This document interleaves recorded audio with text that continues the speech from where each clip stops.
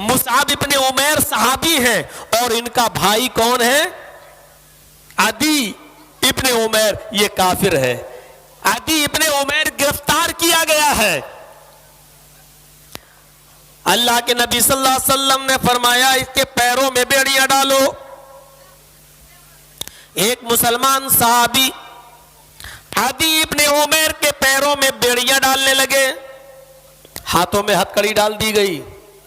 अदी इब्ने उमैर के पैरों में जब बेड़ियां डालने लगे तो अदी का भाई मुसअब इब्ने उमैर वहीं खड़े होकर देख रहे थे।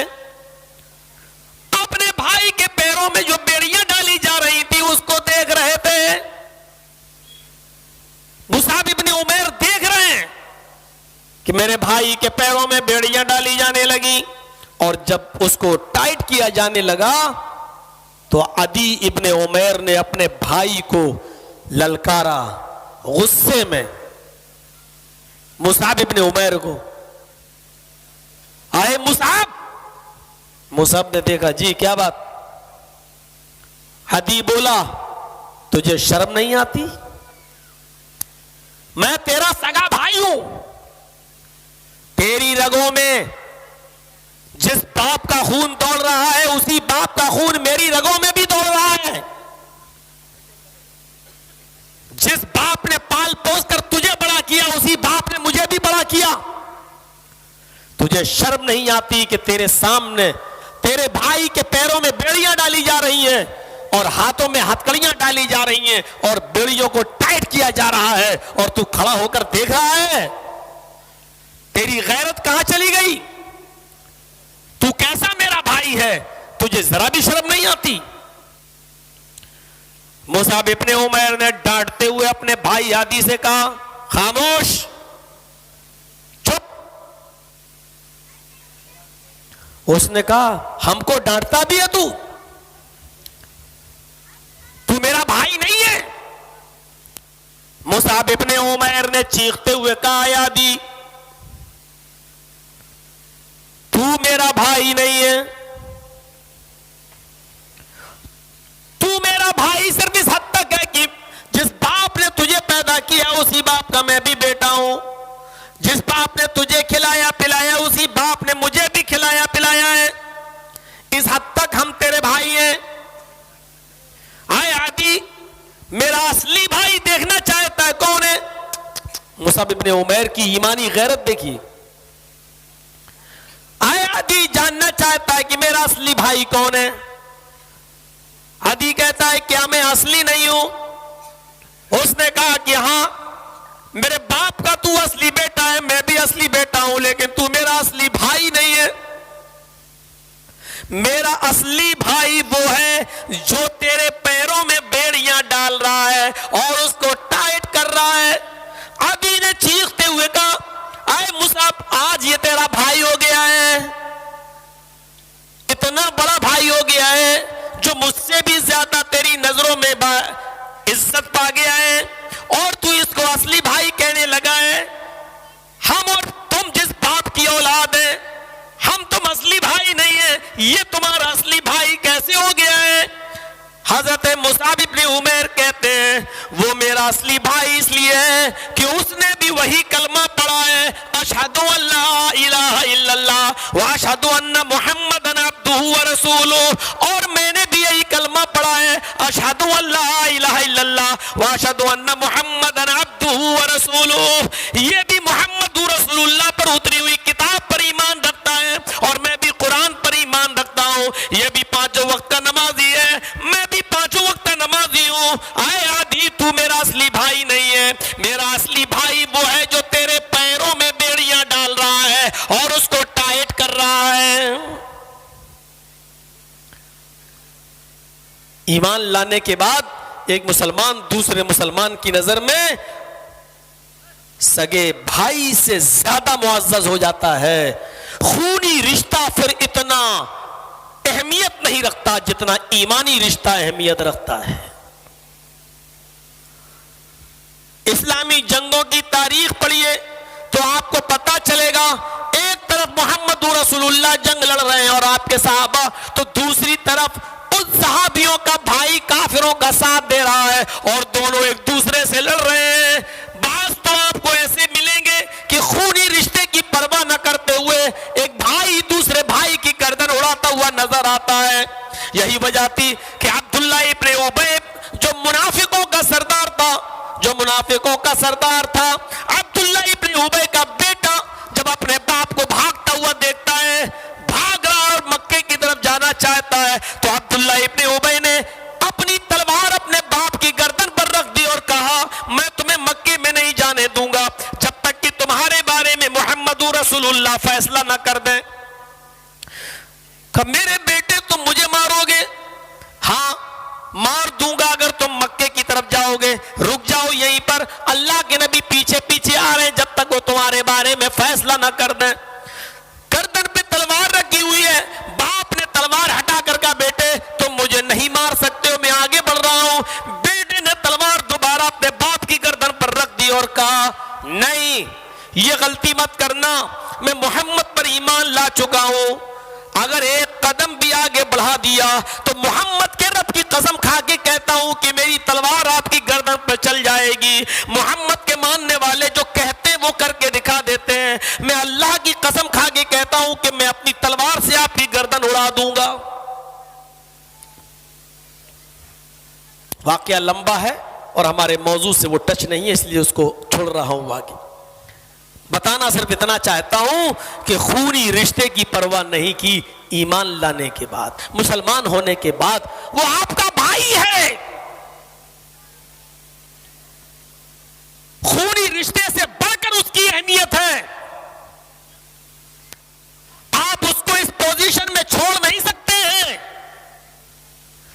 इन्नमल मुमिनून इख्वा कहा है, एक मोमिन दूसरे मोमिन का भाई है, आप उसको इस पोजीशन में छोड़ नहीं सकते हैं।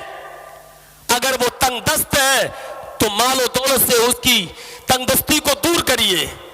अगर वो कंगाल है और खाने पीने का पैसा उसके पास नहीं है तो आप उसको खाना और पानी आप देंगे।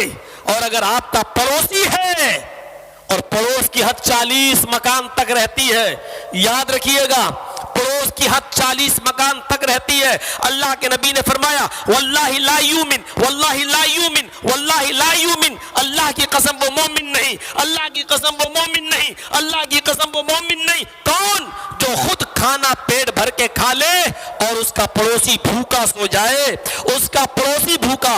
और यहां तो मुसलमान की बात कर रहे हो, पड़ोसी में मुसलमान का लफ्ज भी नहीं कहा। आपका पड़ोसी चाहे गैर मुस्लिम हो, हिंदू हो, सिख हो, ईसाई हो, जैनी हो, बुद्धिस्ट हो, कोई भी हो, अगर वो भी भूखा है और आप पेट भर के खाना खा के सो गए और उसके घर में चूल्हा नहीं जला तो आप मोमिन नहीं। ये अल्लाह के रसूल सल्लल्लाहु अलैहि वसल्लम ने फरमाया है। तो जब गैरों के साथ ये सलूक, तो अपनों के साथ सलूक क्या होगा? आदि इब्ने उमैर के इस वाक़े से आप जरा अंदाजा लगा सकते हैं। गौर करिए, आप सफर में 1-2 घंटे, 5 घंटे, 24 घंटे के सफर में इतनी दोस्ती हो सकती है, एक दूसरे की जान और माल का मुहाफिज हो सकता है। तो ईमानी रिश्ते की फिर वैल्यू है कि मुआशरे में उसकी जान और माल की हिफाजत की जिम्मेदारी आपके ऊपर आयद होती है। और आगे बढ़िए मेरे प्यारे साथियों, दौर याद कीजिए जब काफिरों ने मक्का में अल्लाह के रसूल को और सहाबा को मजबूर कर दिया, जब मक्के में नहीं रहने दिया, नबी अकरम ने सहाबा को मक्का छोड़कर मदीना हिजरत करने की इजाजत दे दी। जब सहाबा मक्के से मदीना की तरफ रवाना होते हैं और मदीने में जिन लोगों ने इस्लाम कबूल कर लिया, जब उन्होंने मक्के से आने वाले मुहाजिरों को देखा तो उन्होंने अपने दिल के सारे दरवाजे खोल दिए। क्यों? हमने तो यही मिजाज देखा है, हमारे पास बहुत सी दौलत है, बहुत सा माल है, मेरी कोई औलाद नहीं है, मेरा कोई बेटा बेटी नहीं है, अब इस माल को हम किसको दें? तो हम अपने रिश्तेदारों को सोचते हैं कि हम तो मर जाएंगे, हम अपना ये माल किसी रिश्तेदार को दे दें, हम अपने फला को दे दें, हम अपने फला को दे दें, हम अपने फला को दे दें। लेकिन मदीने वालों ने अपने रिश्तेदारों को नहीं देखा।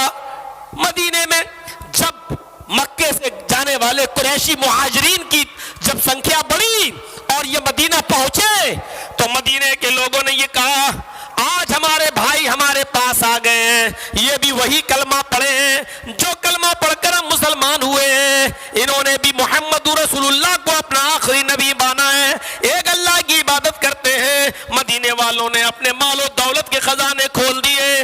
अब आप उनका इशार देखिए, सिर्फ मुसलमान होने की वजह से कलमे की बुनियाद पर उन्होंने कितनी फराख दिली का सबूत दिया। उठते हैं साहबा और कहते हैं कि लोगों के पास मकान नहीं है। लोगों ने हाथ उठाए, जिन लोगों के पास दो दो मकान थे उन्होंने कहा आओ इधर आओ, जिसके पास मकान नहीं है वो हमसे मकान ले ले, जिसके पास कारोबार बिजनेस करने के लिए खेती नहीं है आओ हमसे खेती ले लो। जिसके दो खेत थे उसने एक खेत दे दिया, जिसके दो मकान थे उसने एक मकान दे दिया। माली ताउन भी किया और बिजनेस में उनको अपना पार्टनर भी बनाया। अल्लाह के नबी सल्लल्लाहु अलैहि वसल्लम ने इन मुहाजिरीन के, जो लोग हिजरत करके मदीने पहुंचे, जो लोग इनमें गैर शादीशुदा थे, अल्लाह के रसूल ने मदीने की अंसार की बेटियों से इनके साथ निकाह भी कराया। आओ मुआखात कायम की। या तो बिरादरी का बड़ा झमेला है, हम शेरशाहबादी हैं तो शेरशाहबादी ही में निकाह करेंगे, हम अंसारी हैं तो अंसारी में ही निकाह करेंगे, हम खान हैं तो खान ही में निकाह करेंगे। इस रस्म और रवाज को अल्लाह के रसूल ने बहुत पहले खत्म कर दिया था।